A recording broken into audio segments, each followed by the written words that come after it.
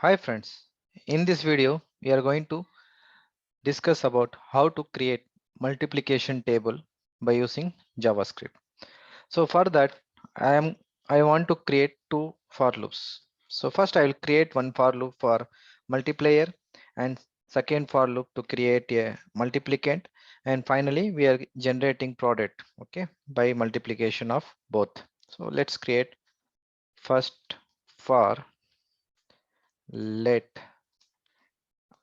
I equal to 1, I is less than equal to 10, then I plus plus. This is to generate a multiplier.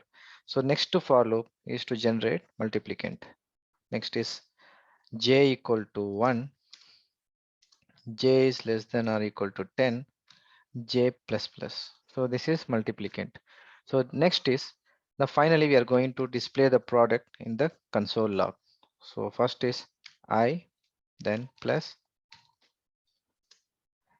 into multiplication symbol plus j plus this is concatenation, so equal to. So what we are doing, first we are displaying I value, then we are putting the multiplication symbol, then we are displaying j value, then we are putting equal to symbol, then finally we are putting the product I asterisk j.